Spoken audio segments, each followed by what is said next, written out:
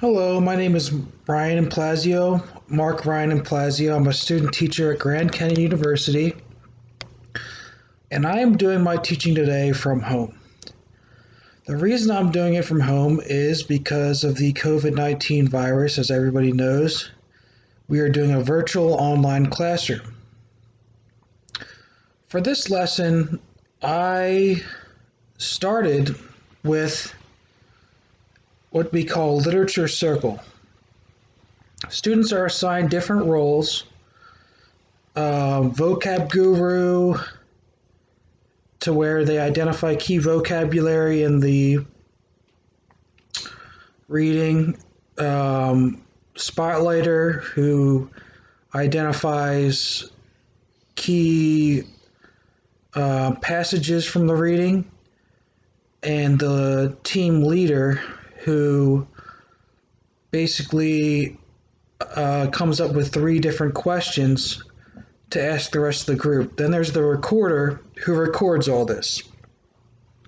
Now in the classroom, it would be a little bit different. It would be group work, and the leader would start off making sure everyone that did their work. Then the vocab guru would go, the spotlighter would go, and then so on and so forth. The recorder would be taking down information the whole time. Now, on this particular Friday, we had a Google Hangouts um, literature circle, and it went very well. We had the leaders ask the questions. Of course, they didn't go around in the group and ask who was done because we were in a whole class setting. Not all students entered the literature circle, which is on them, but they knew that it was happening during that day.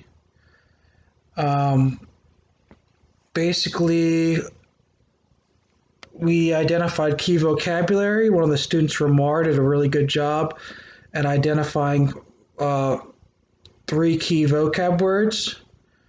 We had several leaders, including student Melanie, um, pose significant questions to the group, and they answered, and they could hear each other as I could hear them.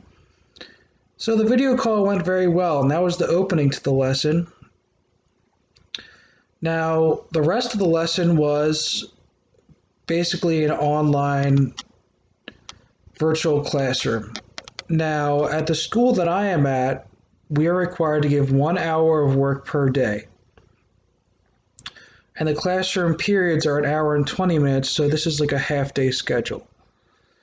What I chose to do on this day was to have students identify key Enlightenment thinkers, the authors, identify the key Enlightenment thinker authors of primary source quotes. Now, we were going to do kind of a, guess the Enlightenment thinker and go around the classroom and see and see what groups could guess the correct Enlightenment thinkers and see which group won and got the closest.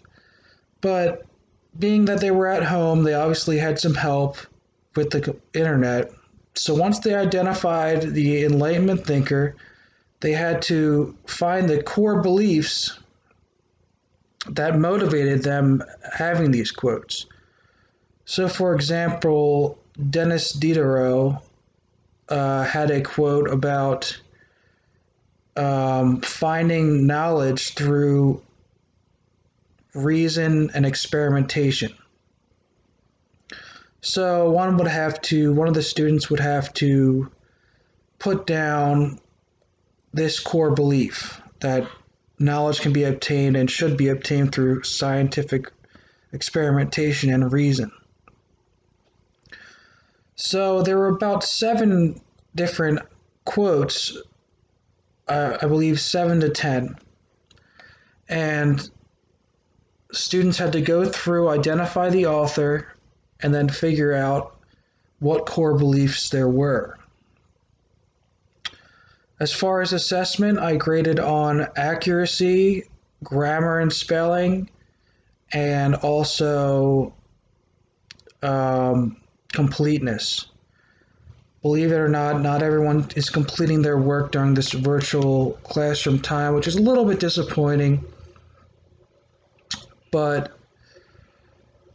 unfortunately, that's just going to happen when we can't really get in contact with some of the students, and I called home to all of the students that weren't responding. Some of them I got responses and some not. And I also called home to the parents of students who have D's and F's at the end of the marking period. So for assessment, I would grade on obviously whether they got the person correct, which most of them did with the help of, I'm sure, Google. But the hard part was inferring what belief was being expressed during this quote. So,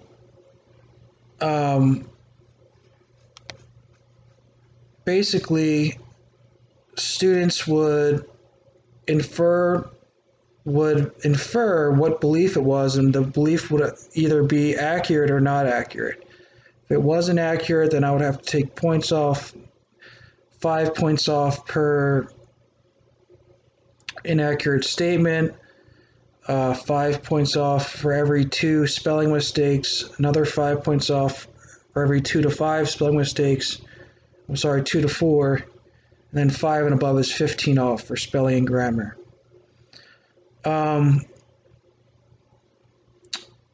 A few days earlier, or not a few days earlier, a day earlier, I've been doing video calls like this, not video calls, YouTube videos,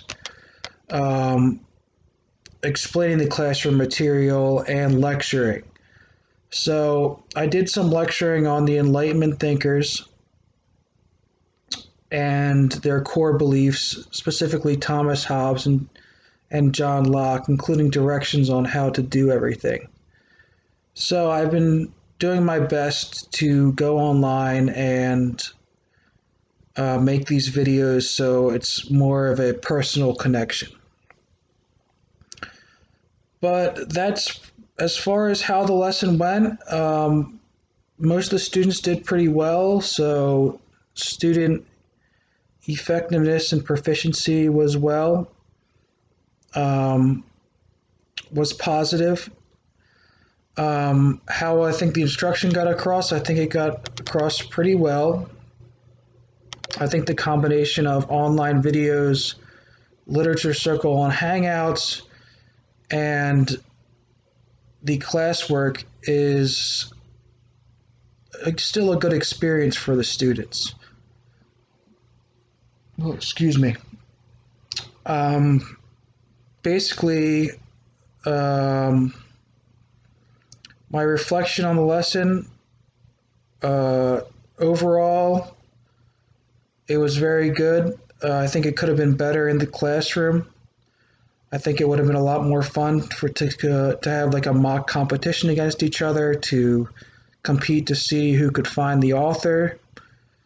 But such are the times, and I think that us teachers are all doing the best we can with the materials that we have, which nowadays we have a lot. That's all for today. That's my lesson. I obviously I can't record it.